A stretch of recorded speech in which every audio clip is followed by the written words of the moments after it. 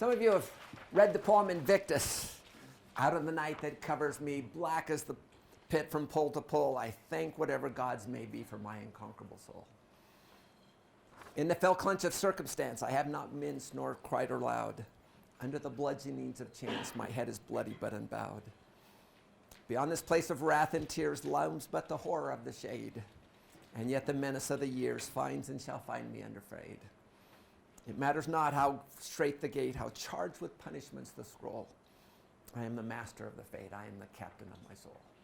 When I was your age, I memorized that. When times were tough, I would repeat this to myself. You know, the tall, skinny kid.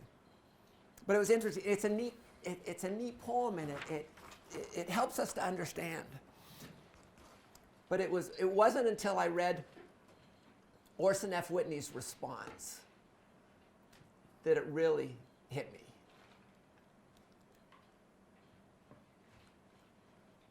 So this is that response. Back. Can I start at the back? George, can I get you and just you guys across the back row, just one verse at a time? Yeah. With the soul's captain or Invictus? Yeah, the soul's captain. Art thou in truth? Art thou in truth? Then what of him who bought thee with his blood, who plunged into devouring seas and snatched thee from the flood? Ben? Who bore for all our fallen race what none but him could bear, that God who died that man might live and endless glory share. I think I can see. Go ahead. Yeah, of what avail thy vaunted strength apart from his vast might? Pray that his light may pierce the gloom, that thou mayest see aright. Men are as bubbles on the wave, as leaves upon the tree. Thus, yeah, it's really my turn to read it all. Thou captain of thy soul, forsooth. Yeah, can you zoom in a little bit? Yeah. Yeah, let's make it a little bit bigger. That's probably the easiest thing to do, make it a little bit bigger. I apologize. Can I get it better? Alright, there we go. Thou captain of thy soul, foresaw it, who gave thou place to thee. Dakota? Free will is thine free agency to will for right or wrong, but thou must answer unto him to whom all souls belong. Devin? Bend to the dust that head unbowed, small part of life's great whole, and seeing him and him alone, the captain of thy soul. I understand what William Henley was trying to say. And there's a place. And it's a good thing that he's saying. But then I see when I come, you can take this too far. And I love what Orson Whitney said. You know what? Who really is the true captain of our souls? In conference, twice, they use the quote, happiness does not come from our circumstances. It is dependent on our focus. And I think if we can keep our focus in the lives where it should be, it will make such a difference. Okay, how was the quiz? Was it what you expected? I appreciate those who came on Friday for the re-videotaping the one date that we make. So I appreciate that help, and we'll add that in this week. Questions on where we are. So what we've done is we've kind of finished the housing side, and today we're going to start the insurance side. And it's just kind of interesting. I just spent half an hour with someone trying to sell me, index universal life insurance. It's kind of an interesting thing. Okay,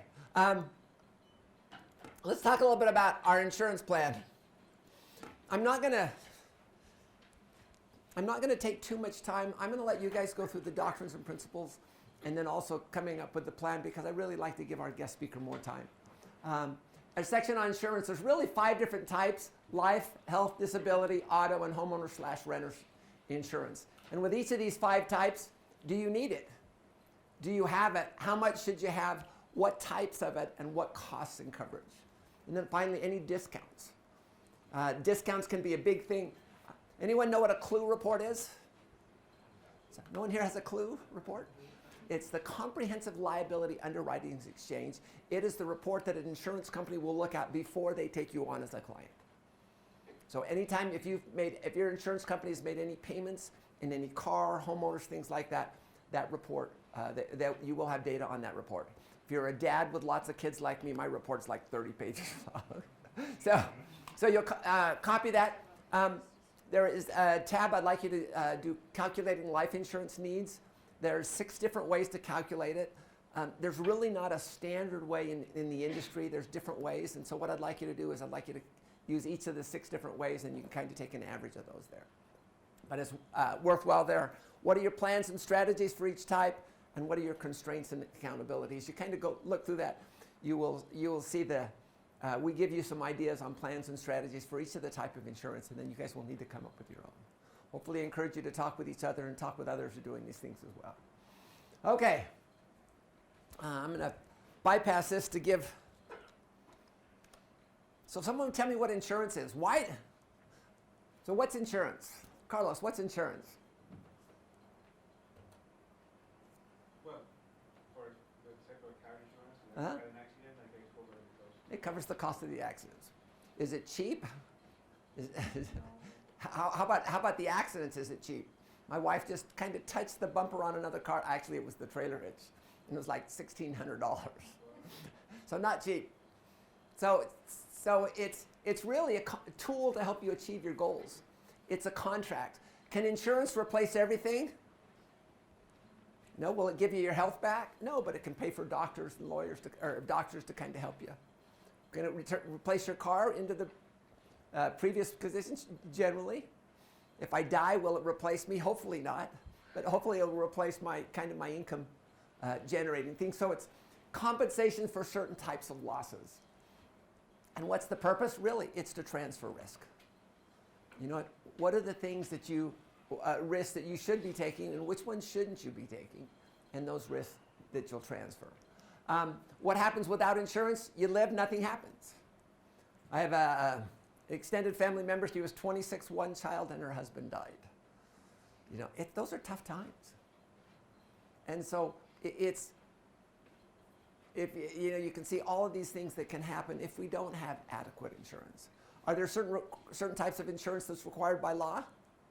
Yeah, you drive a car, you're required to have liability insurance. You take out a mortgage, you're required to have mortgage insurance. That's part of the things that they give you. So if you die before the mortgage is done, they'll at least get paid. You also have private mortgage insurance as well. So lots of different things here. And the question, how do you eliminate risk? Can you?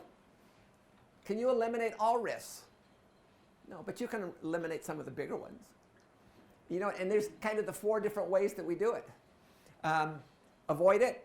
You know, you're not jumping out of airplanes, you're not scuba diving. You can reduce it. I've got fire extinguishers in my cars. I put out fires in cars and boats before.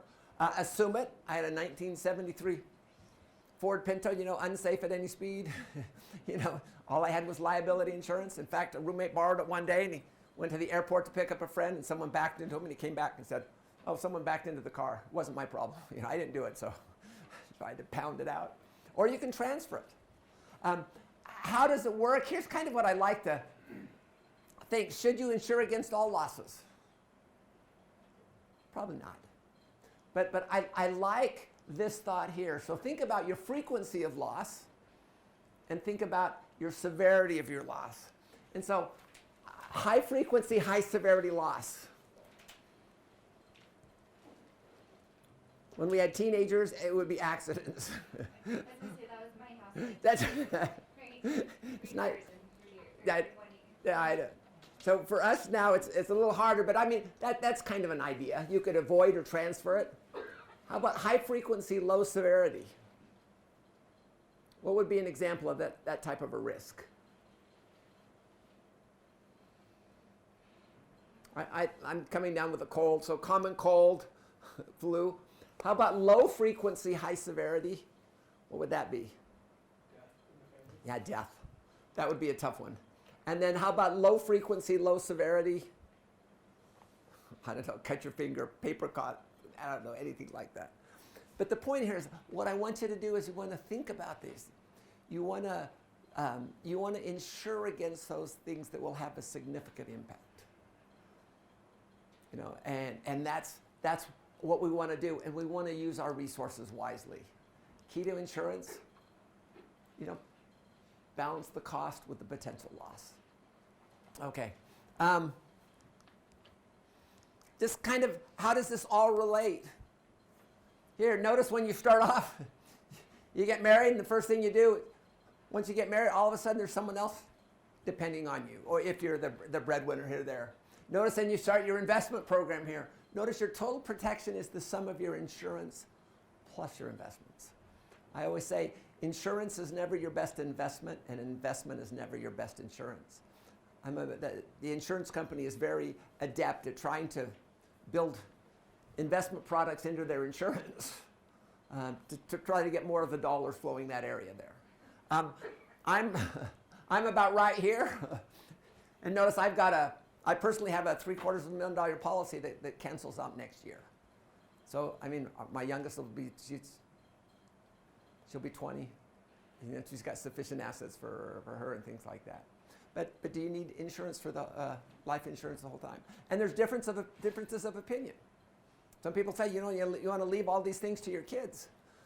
I hate to say it, but my experiences in the last 6 months about money that's been left to kids, I'm not sure it's always been a blessing. And I see in my life, I know Ginny's smiling there too. We have these what we call trust babies. And when they have the money coming in, it's been difficult for them to build the skill sets to handle that. For most, life insurance is a need. It can be tailored to meet. The challenge with specifically life insurance is I actually had a person very high up, and he said they purposely make life insurance products so technical that you'll have to trust the life insurance salesman. And I spent the last 30 minutes with a life insurance salesman, and he says, all these other people selling these products, they don't understand what they're selling. I'm the only one who understands it, and I can tailor it to meet your needs. And I'm going, if not even the salesmen understand it, you need to be very, very careful. So we need to go through those. Make sure you understand the principles and the doctrines behind those things.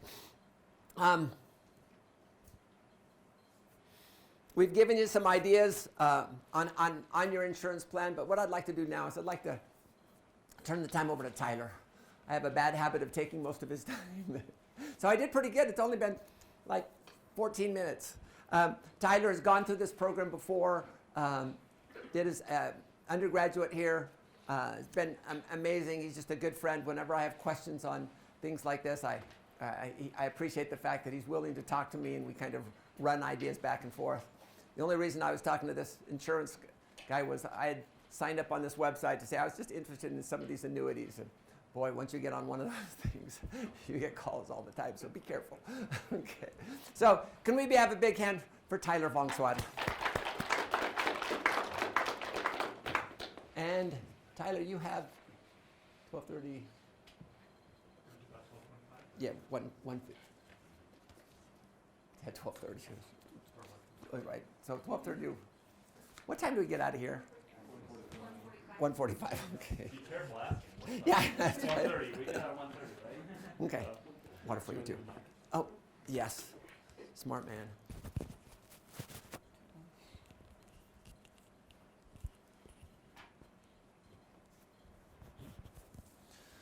Perfect. Well, good afternoon. I'm glad to be here with you guys. Bryan's asked me to come and speak about life insurance in particular, but and I have a lot of materials prepared, but my hope is that we're able to answer the questions that you have in particular about life insurance, and that I'm not just up here lecturing the whole time, but that we're, can have more of a conversation and like I said, really be able to answer the questions that you guys have.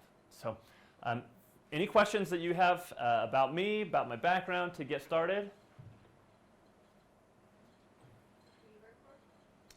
Say that again? Who do you work I work, well, I We probably shouldn't say it here. He works for a I can say this. I'm technically self-employed, and I work with multiples of different carriers, but I do kind of house primarily with one. So.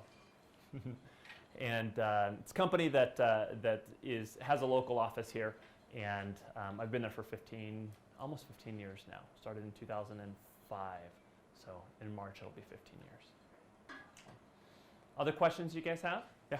What made you interested in life insurance? I'm assuming you sell life insurance? I do. Yeah. So what got you into that career path? Yeah, so I'm a financial advisor, so work with several different insurance products, life, disability, long-term care.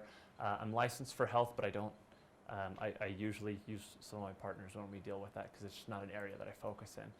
And then I have my investment licenses as well, my 7 and 66, as well as 6 and 63.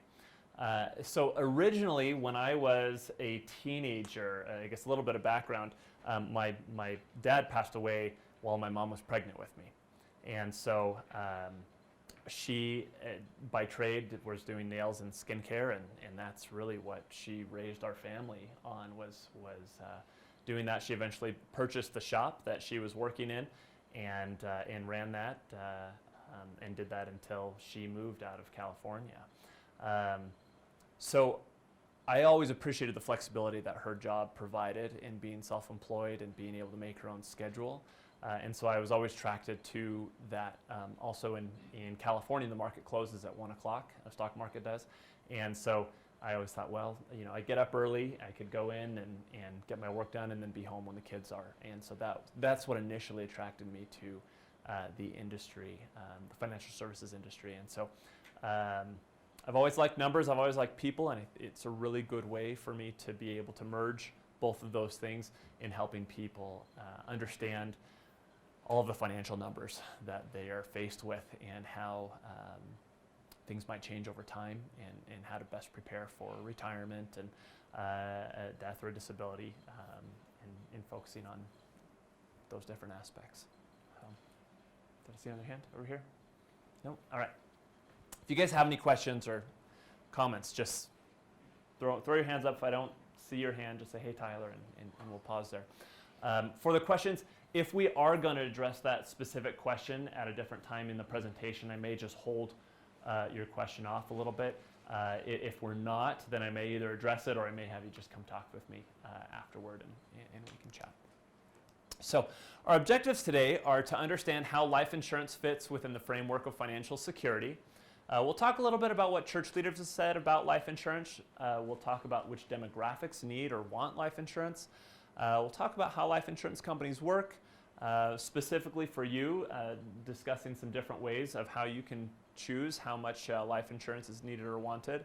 We'll talk about some of the different types of life insurance, and then we'll talk about what type of life insurance is most suitable to you and some of the considerations of buying, and again, how those might change over time.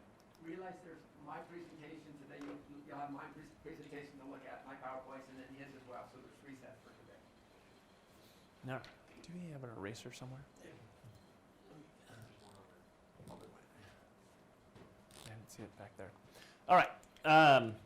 So financial security. Someone define it. You live within your means. Okay. You have enough money. So if something happens, you have enough money to cover it. All right. So having enough money, really, right? And whether something happens or not, we want to make sure that we've got enough money there. So money can come. So we have these expenses.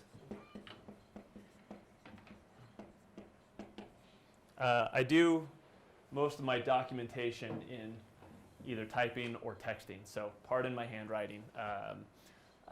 So we have these expenses that we need to cover, right? And we need enough of this money to be able to take care of those expenses, both now and over time. And so that money is going to come from a couple sources. One is going to be through your income.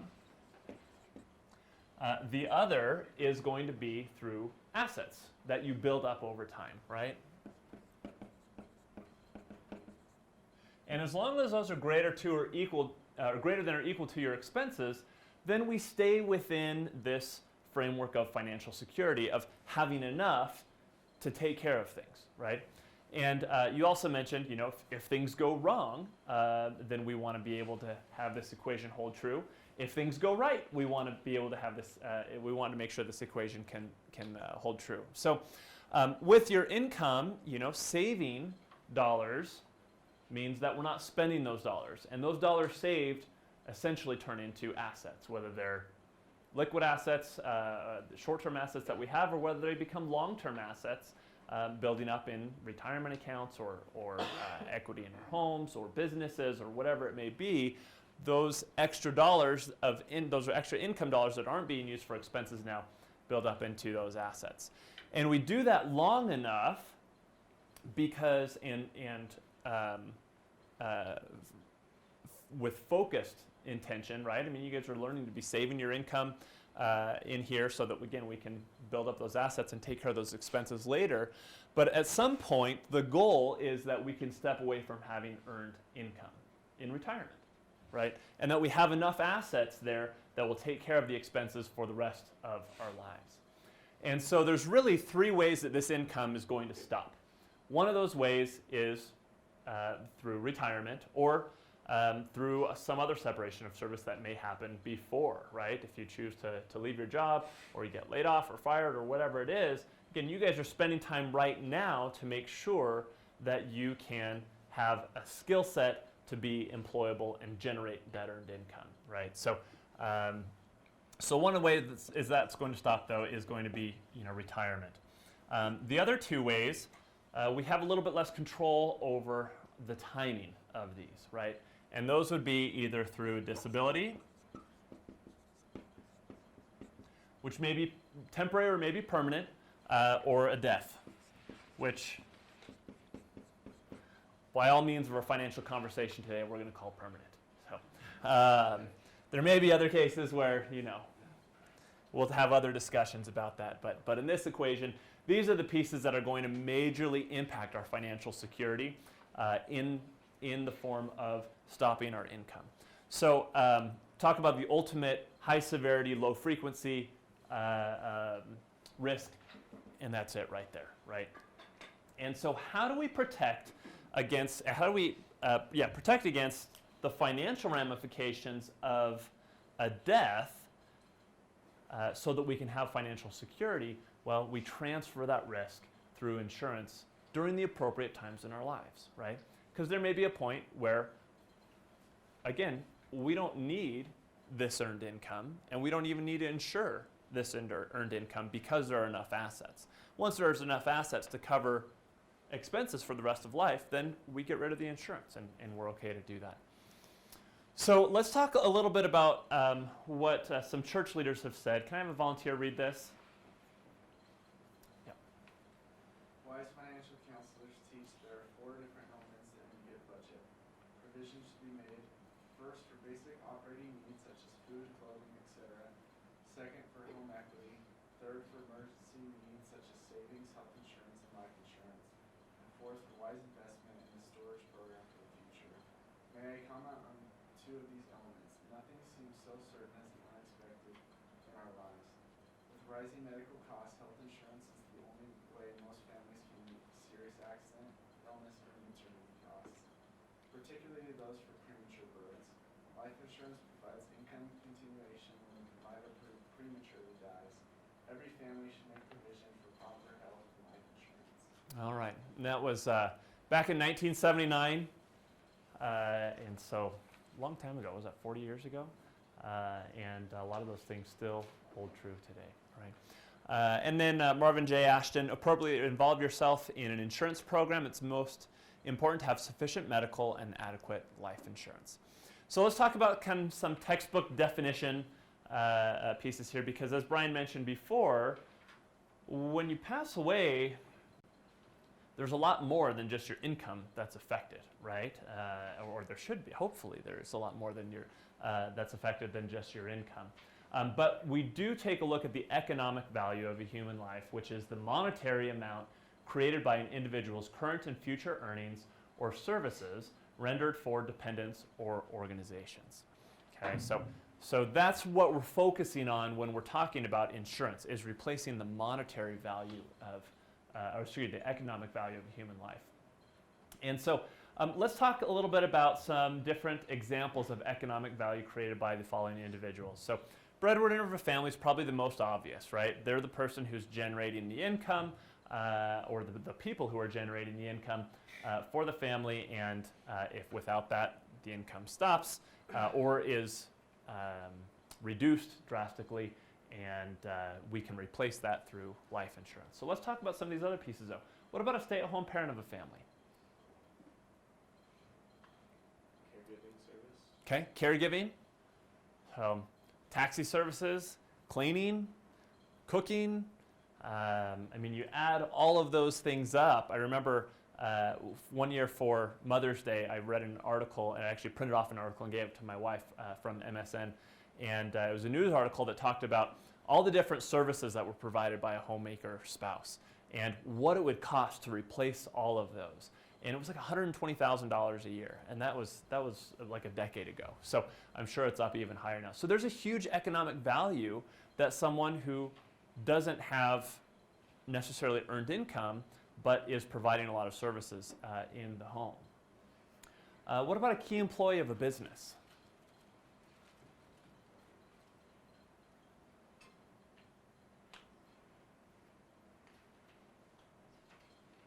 Anybody run a business here, in here? Have any employees? Nope. Nope, okay, so, Business. all right, yeah. So you've got like all the management stuff, like all the training. Mhm. You know, if you're not there, they can't train themselves. Or so I would say the training, just the decision making. Yeah. Right, being able to understand what's going on in the business and making appropriate decisions. That all goes away. If it really truly is a key person, the business really could crumble. Yeah, it could, or it might just take. A major setback to get somebody else in. Right? Exactly. A lot of cost, a lot of time and energy. If you have a business where you might have a key scientist, right, that focuses and drives a lot of the business growth, and if they pass away, then hiring someone to take their place, training them, do they have the skill set, right? All of that stuff takes time, and it could cause reduced revenues for a time. It's going to certainly have some additional cost of hiring and training that person. And so having some life insurance, sometimes a company will purchase life insurance on a key employee because they understand the financial setbacks that would be created in the event that they passed away. A partner of a business. So let's say that you have Ann and Bob who are 50% owners in a business that's worth $1 million. And let's say that both Ann and Bob are married to their respective spouses, right? And let's say that Bob passes away. So now, who owns the company?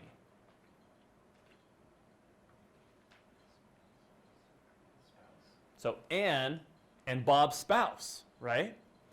And you could see how that could be somewhat complicated, right? Ann's doing all of this work. Bob's no longer around doing the work, but Bob's spouse still needs money and still owns part of the business, right? And so for Ann to do all the work and then continue to pay out Bob's spouse, and with Bob not doing anything in the business, then that can create an issue, right? And so sometimes we'll see partners purchase life insurance on each other.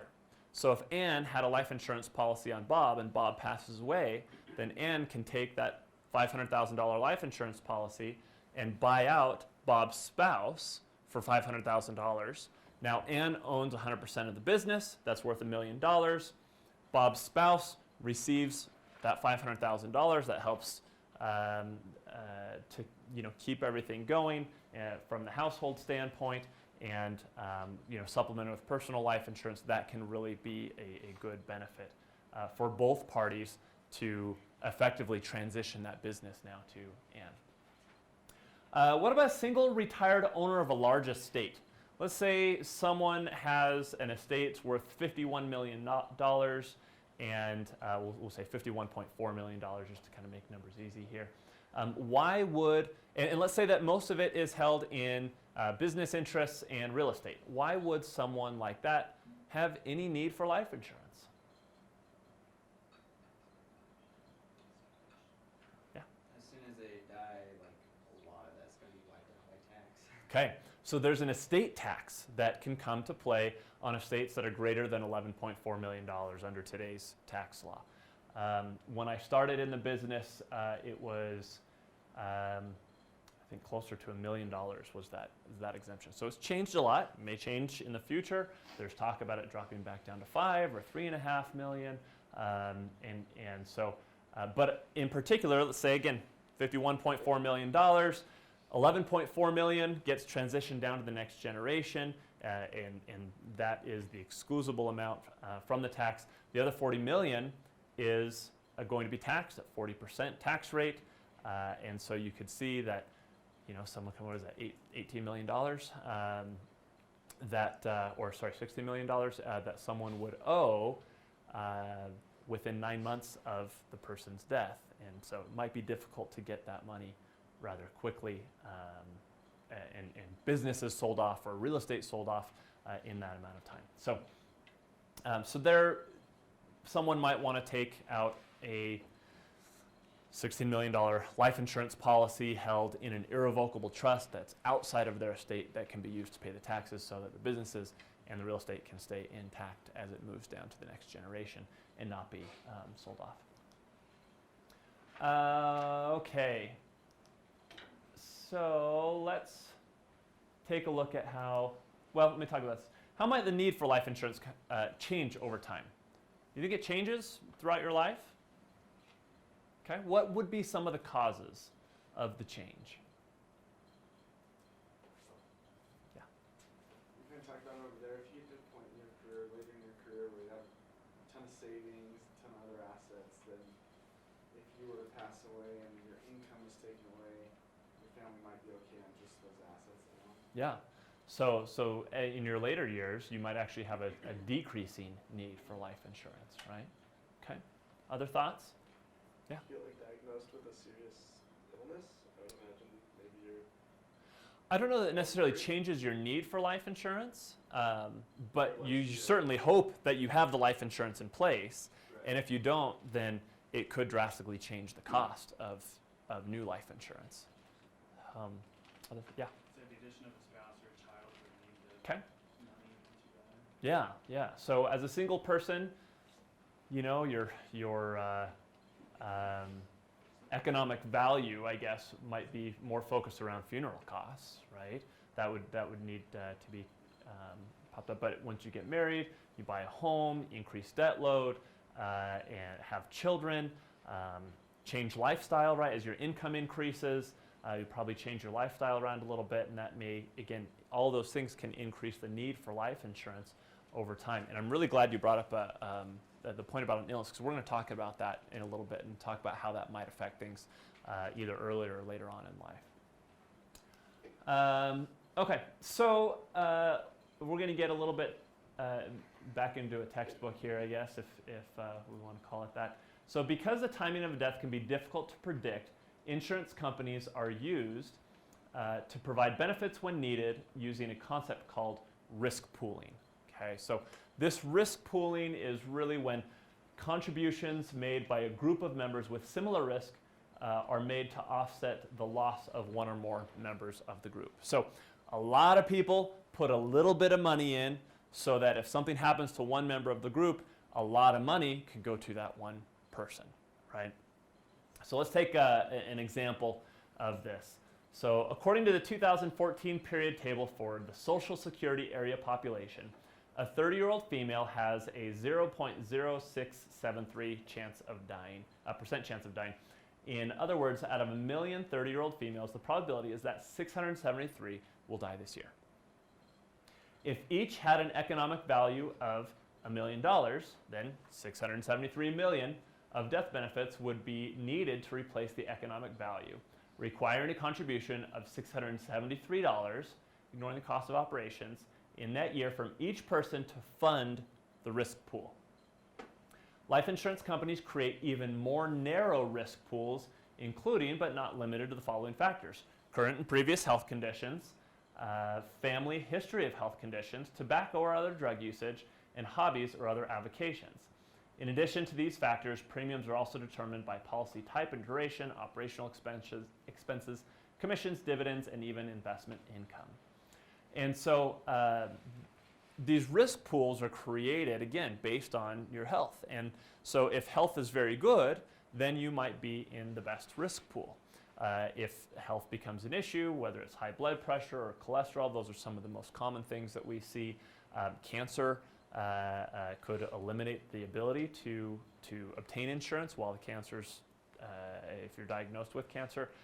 If you're cleared of cancer and you know, recover from it, and you're considered quote unquote cancer free, there still may be increased risk and an increased cost because you're in a higher risk pool because of a history of cancer and a higher likelihood that might come back, right?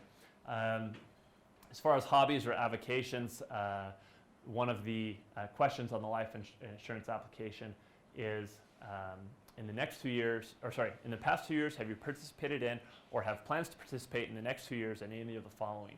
Racing of automobiles, motorcycles, boats, go-karts, underwater or skydiving, hang gliding, bungee jumping, mountain rock or ice climbing, rodeos, boxing, wrestling, or mixed martial arts, right? So now if you answer yes to any of those questions, then you might get put into a higher risk pool.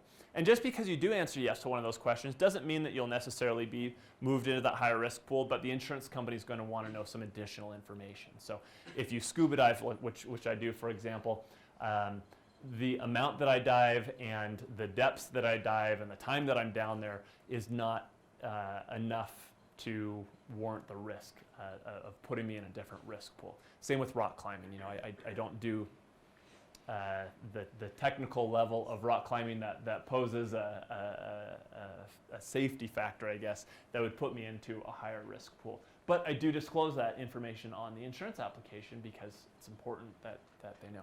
Do you have a I'm just question? curious how insurance companies like vet that information, because obviously, like, if you're filling that, you're inclined to want the lowest risk pool. Right. So you have the least amount of thing. So what's like the... What are the ramifications if you lie? Sure. Yeah. Well, yeah, so the insurance company could say, well, the contract's not valid because there's material misstatement of fact in there, and they could deny the claim. So there's usually a reconsideration period of 2 years where, sorry, not reconsideration period, but a period of time where the insurance company can take a look. If you die within those first 2 years, they can take a look and say, okay, well, what did they die from, and were they really truthful on the application, right? And so let's say you died of skydiving, and then they found out that you're an avid skydiver, you know, from before, and you had all these jumps logged. Then they could look back and say, look, that was a material misstatement of fact on the application. We'll refund the premiums, but we're not going to pay the death claim out on this policy. So suicide is another clause that all insurance companies that I've worked with have. Most companies it's 2 years. I've worked with some companies that are even down to 1 year. And so even if you were to commit suicide 15 months after the fact, a claim still could be paid out. So, but yeah, be honest, be truthful on your life insurance applications, but yeah, it's certainly a risk. And so, insurance companies again will usually take a deeper look into more than just your words. They'll take a look at, you know, doctor's record, depending on the amount, right? So, for a $500,000 policy on a 25-year-old, the insurance company a lot of times will kind of take your word for it, right? But when you're looking at a $3 million policy, then they're going to do a little bit more, you know, on a 50-year-old, they're going to do a little bit more research. They're going to have, you know, you do an EKG, and if you have certain history of high blood pressure, cholesterol, or other issues, they may have you do like a treadmill test or some other things as well. And so kind of the bigger the risk that it poses to the insurance company, the more questions they'll ask in the application process prior to issuing the policy.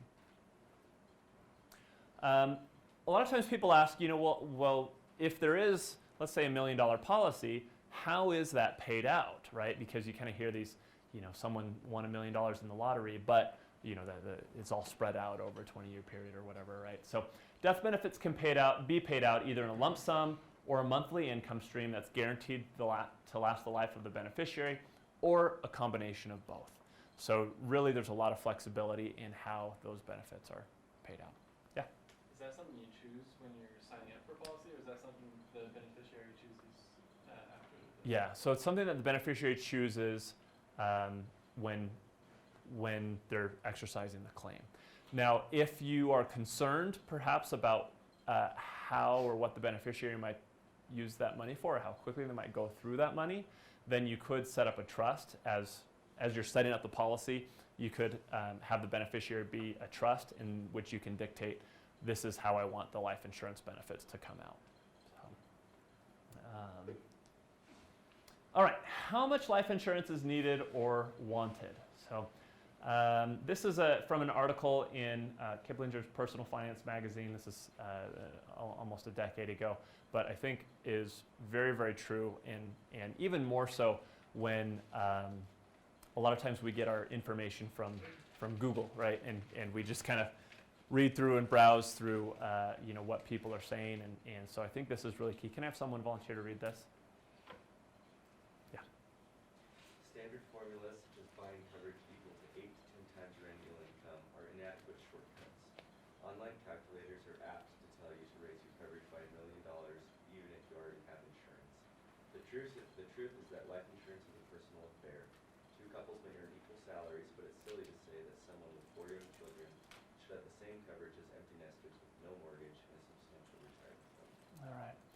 I love this, I think especially because I was just reading an article earlier this week in the news from someone who's very popular in the personal finance world. We'll just call him Dave, right?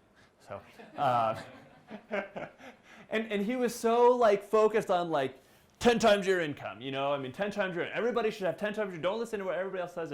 And I understand when you're someone like that, you really have to be passionate about your stances, so people listen to you. But I think that these rules of thumb, like it says, are often inadequate and don't necessarily make sense for someone who may be in Bryan's situation as someone who may be in your guys' situation or my situation, right? Everyone's going to be a little bit different. And so this is from an Ensign article, Preparing for Emergencies, a while back. It says, life insurance is designed primarily to give financial aid to the immediate family survivors after the insured person's death. Thus, insure the family's breadwinner first, then others, if desired, as income permits. At a minimum, get enough life insurance to pay for such things as a funeral, taxes, mortgage on the home, car payments, and other debts. The next priority should be to get enough insurance that, supplemented by any government retirement benefits the surviving spouse may be entitled to, there will be sufficient to provide for the family and to make provisions for the children's education and missions. And so this is the approach that I generally take with my clients. And there's not one right way to do this. And Bryan in Teaching Tool 29 has is it 6 or 7 different ways to calculate how much life insurance you may want. And so it's important to understand the differences and really look and say, okay, these are some different ways to do it. What fits best with me, my goals, and how are we going to accomplish this? So I kind of break out the general categories into 3 sets of expenses that we're looking to cover. One are the immediate expenses. So the mortgage, do we want to pay that off, right? The next would be debts. What other debts are there? Any debts on the car? It's important to know that student loan debt, official student loan debt, is forgiven at death. So this isn't the loan you got from your Uncle Barry to help cover school costs, but this is official student loan debt is covered. So you don't need to worry about including that into this equation. It's not a valid repayment strategy either. Right. Funeral costs as well would be one of those immediate expenses. Future expenses for education, maybe for the kids, maybe for the surviving spouse, right? Getting those education expenses built into there. Missions, weddings, perhaps. And then ongoing expenses. How much is needed to be comfortable and for how long, right? Do we want this income to last for the life of your surviving spouse and the kids? Do we want it to be potentially higher when the kids are at home and then reduce it a little bit, right? And so there's all these things to understand what this looks like. And so any questions on this, on how we figure out how much life insurance is needed? And you guys are all familiar with time value of money and can factor in investment return rates, you can factor in inflation and taxes, right? All of those things are important when you're calculating these figures. One thing I will add is that not all the surviving spouse may not be as aggressive or comfortable with aggressive investments as when both of you are living, right? And so a lot of times I'll see surviving spouses become a little bit more conservative, right? So again, the fear of using rules of thumb and averages, we're looking at, we're like, oh, you know, the market makes on average about 11% a year, so that's the number that I'm going to use for my interest rate on the money that's growing that's not being used today, right? Well, we know that that's going to change every single year, that very few years are actually right at that average, and your surviving spouse may not be comfortable investing in the market to that degree, right? At least in the stock market. And so again, understanding how a portfolio is customized to meet that might change the interest rate that you're going to apply to your formula there. So a couple different types of insurance, of life insurance, and they fall generally into two main categories. One is permanent insurance and the other is term insurance. And so permanent insurance policy will cover you for the rest of your life. A term insurance policy will cover you for a certain term of years. So it may be to a certain specific age, or it may be for a period of 10 years or 20 years or 30 years, right? And the easiest way to understand this, I think, is to look at one thing that we understand already, which is kind of the, do you buy a home or do you rent a home, right? And the answer is, well, it depends. It depends on where you are in life, depends on what your goals are and what your situations are, right? So with life insurance, like we said, it's permanent. It's more expensive per month than term insurance is. Now, unlike, buying versus renting, instead of being maybe 10 to 20% higher with life insurance, a permanent insurance plan is 10 to 20 times the cost of term life insurance. And so there's a significant cost difference in there. And again, the reason is the insurance company says, all right, we're taking this from either we're guaranteeing that we're going to pay out this money at some point, or there's a small likelihood that we're going to pay this money out, right? So one of the companies that I work primarily with, I looked at a study of all of their insurance claims that were made. And what percent do you think were made of all of the life insurance claim, death claims that were made, what percent were on permanent insurance versus term insurance? Did I hear 80? Okay. 75? 96%. 96% of the claims were made on permanent insurance policies versus the term insurance policies at 4%. And again, term insurance is a great thing to have, and because it's so cheap, and it's so cheap because you're really unlikely to use it, right? But if you do, then it creates this massive benefit for your family. Yeah. So I'm just curious because, like, according to, if I'm understanding right, like your formula up on the board, like you want to reach a point where you'll have enough assets to where you're not really worried about paying for insurance anymore. So why would you choose the permanent as opposed to a temporary? Yeah. If you're hoping to not have it after a certain point. Right. So that's a great question. That's a great question. So and when we're looking at that, I'm going to address that in just a minute, and it comes down to this kind of equity, is what we call it in a home. In life insurance, we call it either cash value or accumulated value, right? And so it becomes an asset that is part of your assets that you can use to convert it to cover part of your expenses, either during life or after life. And so that's where someone might want to have continue to have insurance, even beyond the point where they wouldn't have term insurance, if that makes sense. There's a lot more control in permanent insurance. Your payments, again, just like a home, once you pay off your home, that you get to keep the home. Some permanent insurance policies, you can stop paying at some point, and you can get the benefits continue on. And just like in a home, there's tax benefits on mortgage interest and capital gains. There can be tax benefits inside this equity value or the cash or accumulated value inside life insurance policies where they grow tax deferred. Yeah. Oh, I was just going to say, what are those tax benefits? But yeah. Just the secure or the holding to Yep, the holdings grow tax deferred, so you don't get a 1099 when the value of that accumulated value increases. And then when you withdraw the money, life insurance is really the only asset that I know of where you pull your principal first rather than your gains. So But you still have to pay taxes on the gains when you pull them. potentially. So when you pulled money out of a life insurance policy, out of the equity value or the accumulated value, they take a look at it, and let's say, for example, there's $100,000 in there, and let's say that you've contributed $60,000 to that pool, right?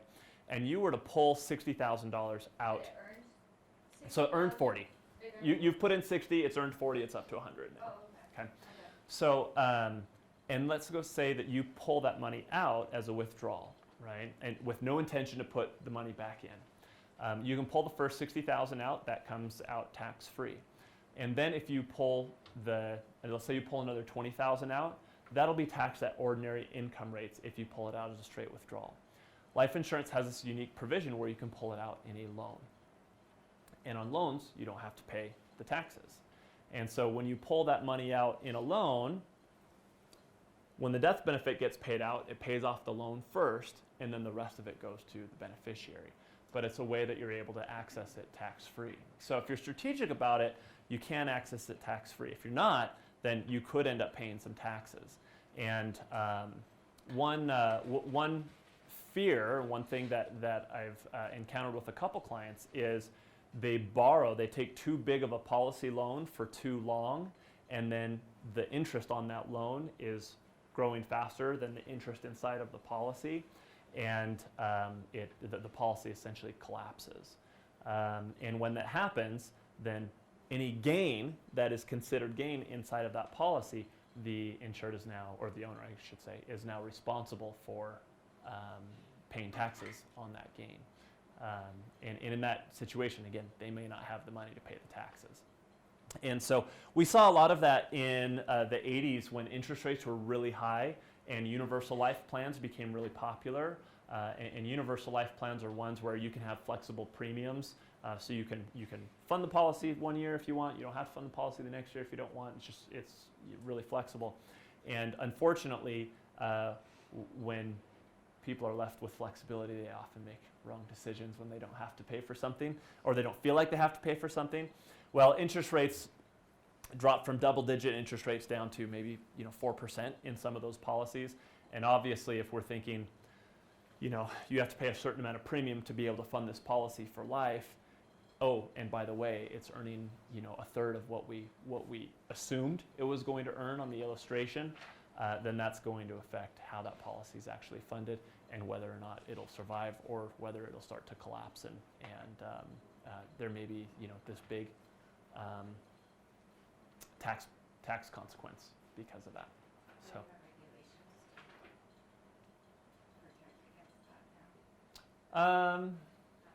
Not necessarily. I mean, it's more of know what you're buying, right? Know your goals and know what you're buying, right? So, and we'll talk about that. There's a lot of money lost each year when people get into these contracts and then realize they can't afford them or don't want to pay for them, and they get out. And again, just like buying a home for 1 year and then selling it the next year is you probably lose a lot of money in that decision, right? Same thing with life insurance. Yeah.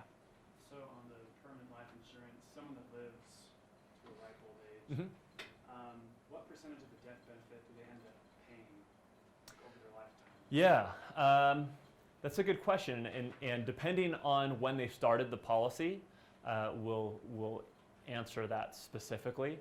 And so every policy is going to be a little bit different. But let me draw a couple graphs that will help explain that. So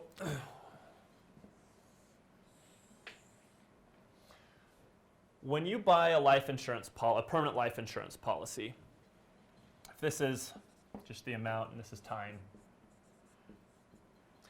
and you buy that life insurance policy, let's say that you start out at $1 million. And let's say that $1 million of life insurance, and you're buying permanent insurance, right? Let's say that costs you $25,000 a year, okay? and that's how much you're putting into it. In that first year, your accumulated value, your cash value might be $3,000 at the end of that year. So you put 25 in and it's worth 3, right? Sounds like really good. Hey, let's do this, right? Okay, so this is what you want to avoid, is canceling it in that first year. So as your $1 million of coverage over time will most likely grow, depending on the policy, but most likely it'll grow at an exponential rate. Your cash value, or your accumulated value, also grows at an exponential rate, a slightly higher exponential rate, to the point where at some period, we'll call this age 100, those two will meet. Okay, and your premiums will go something like this, right? You're putting in, actually they're going to be level, not exponential here. They go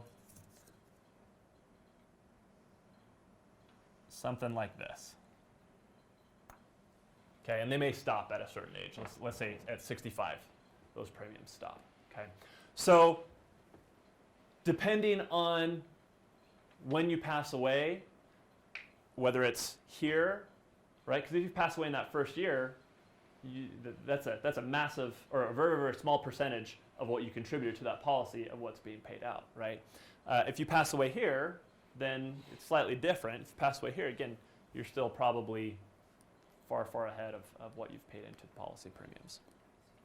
So, and I can get more detail too if you want to see those specifics. Any other questions? Yeah.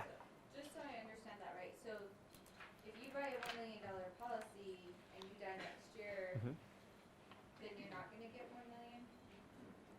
You'll get $1 million. So if you die, So what's your $3,000 that you're talking if you don't die and you cancel the policy, they'll give you $3,000 back. Okay.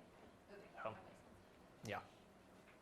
Realize insurance products are just very time and effort intensive, and so the fees are really high.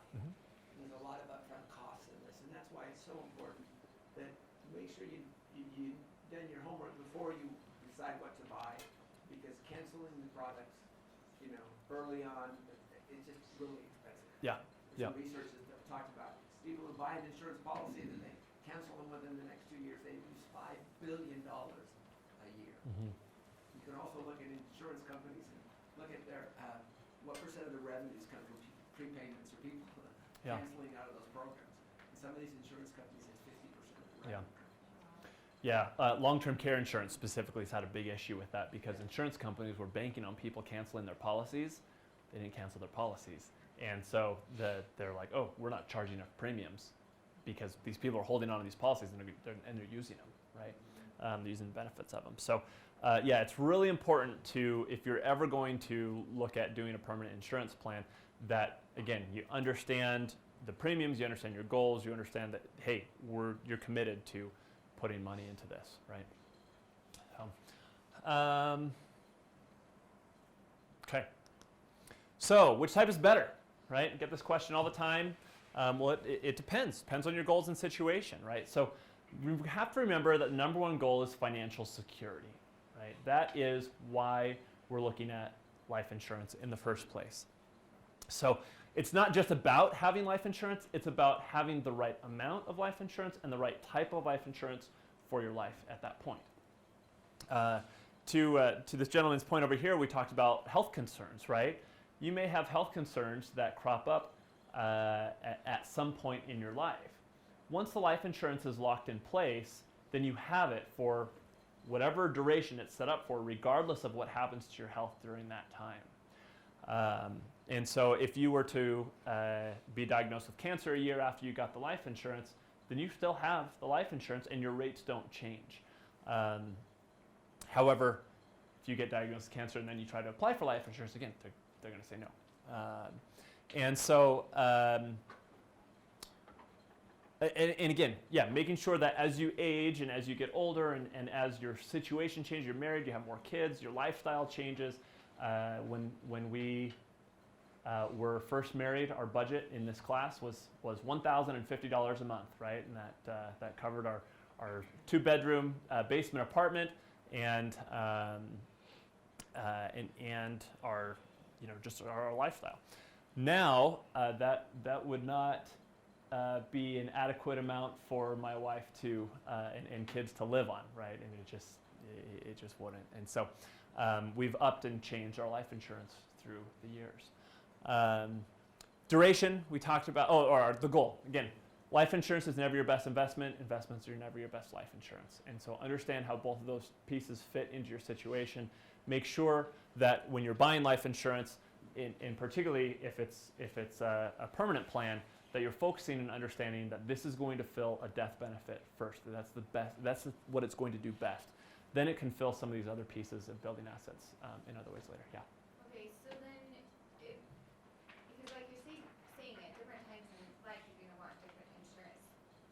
Would a permanent life insurance allow? Does it have flexibility that can adapt to that? Yeah. So I have both types of insurance. The majority of it is term, and then I have some in permanent as well. And so having a blend can make sense. And so as we were talking about before, it kind of starts to make sense when you start maxing out your other retirement plan options, right? And once those other tax-deferred vehicles get filled up with investments, then we can start to say, okay, well, now it might make sense to look at converting some of the term insurance over into a permanent insurance plan so that we can have some additional tax-deferred growth, right? And we can choose to have that in an aggressive environment with investments, or we can choose to have it in a more conservative environment in where we're not taking investment risk. And so we'll talk about those different types in just a moment. Make sure you leave good notes on kind of avoid the that's huge. Yes. Doesn't matter how good you have it set up if people don't. Right. Yeah. When those distribution, if it's not done right, then it can be messy. So. I realize too that some of the policies, for example, you can buy some term policies, and most of them have a convertibility option. Yes. So it's a 20-year term. Within the first 10 years, you can convert to a whole life policy without medical exam. Right. So again, if medical issues do crop up later on, and you have that term policy in place, you may be able to convert over to, if you want the duration of that life insurance coverage to last longer, and you wanted a good rate on it, know that you're going to be paying a lot more because, again, life insurance companies now guaranteeing they're going to pay this death benefit out at some point versus not. But I mean, if you're diagnosed with, something you've only have 6 months left to live, then keep the term insurance, right? It doesn't make any sense to pay any more. So duration and ability to pay premiums are really important. So a couple different types of term insurance.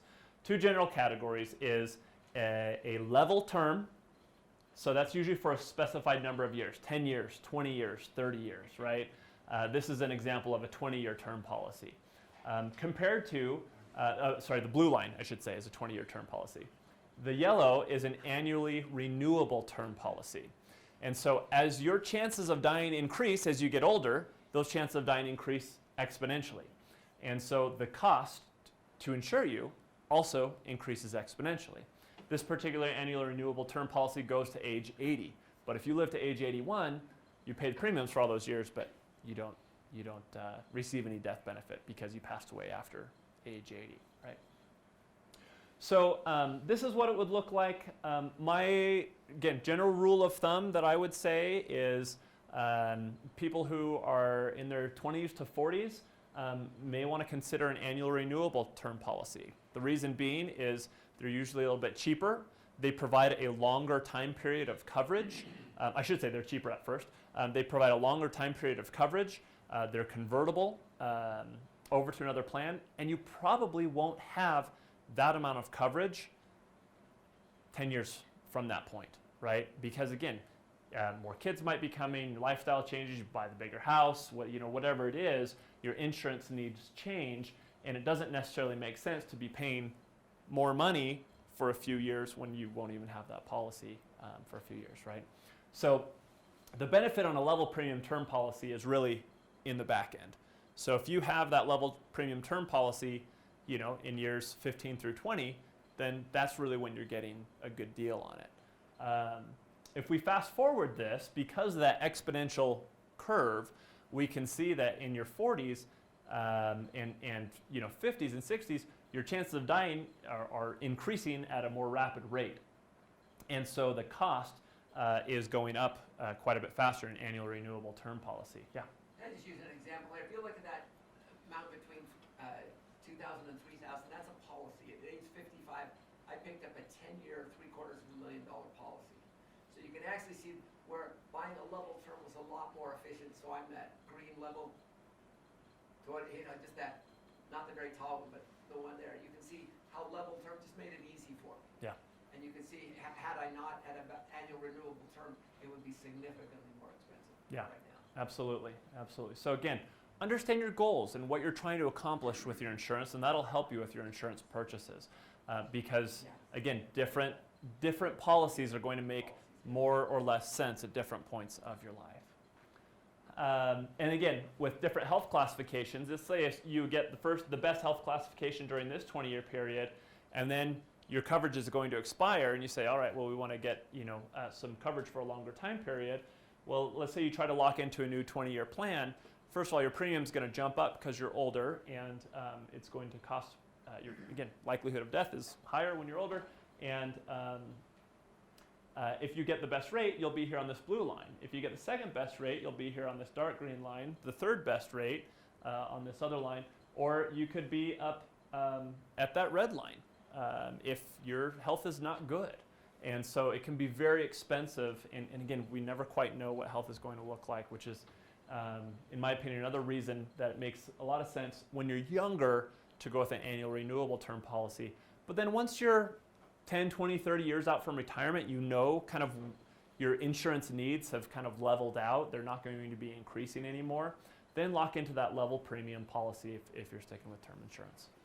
Can I make just one comment too? Is when you do ladder this insurance, make sure you don't get it all just with your company. Because I've heard of stories of people who had life insurance with their company and they got sick and they got let off from their company and then they lost their life insurance as well. Yeah. So make sure you got some with your company and some outside the company as well. Yeah, sometimes it's portable. You can take it with your company. Typically you can't get enough coverage through your company, right? It's a multiple of 5 times. Sometimes it's higher. I've seen it a few times where it's higher, but usually it's good, but it's not enough coverage to be able. And then if you leave that company, you may or may not be able to take that coverage with you. Mm-hmm. So are you saying, like on that term, the yellow line there, you could do that, and then let's say you're at 40 or 50 and you realize you have good health, you could switch into one of those level ones, even the lower one. Yeah. Let's say you have really good health or something. Absolutely. Yep. So you jump from here to here. And it's an initial increase in cost, but overall it's going to be a lot less expensive if you look at these premiums compared to these premiums, right? And so mid-40s is usually when I'm recommending, hey, switch off of an annual renewable and go with the level plan. Okay, so can you only do that, like, let's say, could you do that at like 60 and have a decreased payment, or is that not very common? Like, let's say at age 55 or 60, like, could you jump off the term into a level and it would actually decrease your? No, because if you're looking at a 20-year plan, then that's going to cover you from 55 to 75, and your cost is going to be up here. But if you're looking at a 10-year plan, then it might, decrease it, or you could just look and say, I want to have half of the coverage that I have now, and that'll decrease it as well. So lots of flexibility. Just remember. Your health is not going to be the same at 60. Right. And 40. Right. The chances that something's come up in between then. Yeah, there's a likelihood. We would kind of have to plan for that with our insurance.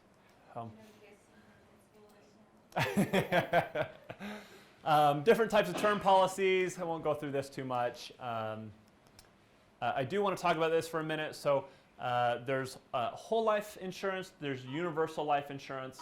Whole life insurance is generally built on guarantees, where universal life insurance is generally built on assumptions.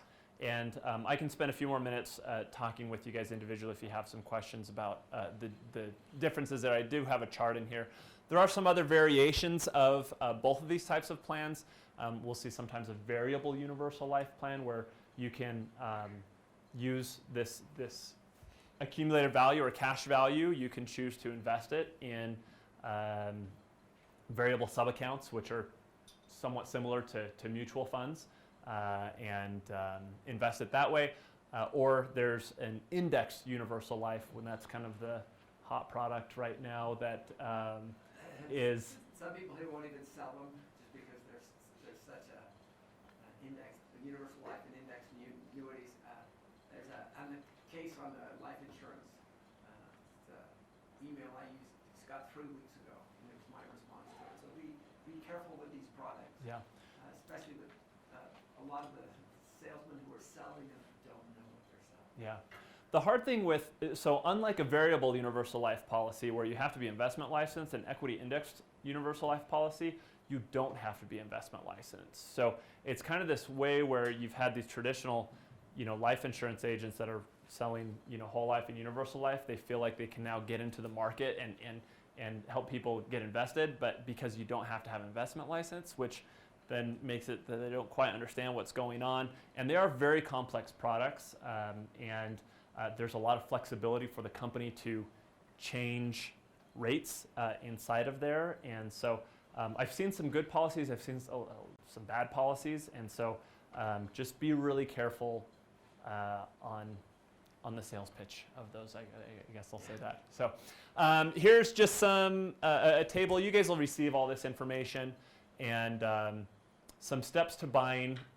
Again, know what you want to achieve financial security. That's what we're looking for here. And then find a life insurance policy that fits your goals. Understand the company's financial strength ratings, find a licensed professional that you're comfortable with, and then compare policies not just on price but also on benefits. Again, understand what it is that you're buying. Here's some resources that you can take a look at to compare companies. And this was one thing that was read over the pulpit in sacrament meeting back in 2008 and that I found interesting. It says, because this isn't the type of stuff that's usually read over the pulpit, and now probably wouldn't be at all. But consideration should also be given to investing wisely with responsible and established financial institutions. We are also concerned that there are those who use relationships of trust to promote risky or even fraudulent investment in business schemes. While all investments carry an element of risk, that risk can be managed by following sound and proven financial principles. First, avoid unnecessary debt, especially consumer debt. Second, before investing, seek advice from a qualified and licensed financial advisor. And third, be wise. And so there's some things to watch out for. If you hear these things, then again, just kind of think in your mind. And then my contact information here, feel free to reach out to me. And like I said, Bryan will send this information out. It's linked on the link screen already. Perfect. So, and takeaways. In the last minute or two. We've taught this class before. What are some of your takeaways? Yeah. There's not necessarily a formula for life insurance. It's a personal affair. Okay. Make sure you think through it. Yeah, there's not just this one standard formula that's going to work for everybody. It's a personal affair. Yeah. So I put down, like, if you put, you get a loan for a house for like whatever, $300,000, if you're doing $500,000, you should be putting the same time and effort, right? Right. So you don't want to jump into buying a life insurance policy any quicker than you would buying a house. Right. Yeah. You really want to understand, okay, what is it that I want to have happen if I pass away?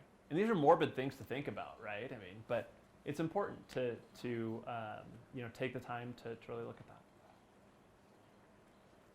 They're morbid, but they're important things. My wife and I just sat down with the Lord and put our estate plan together. Good. And it's neat because what are we trying to teach our kids through these things here?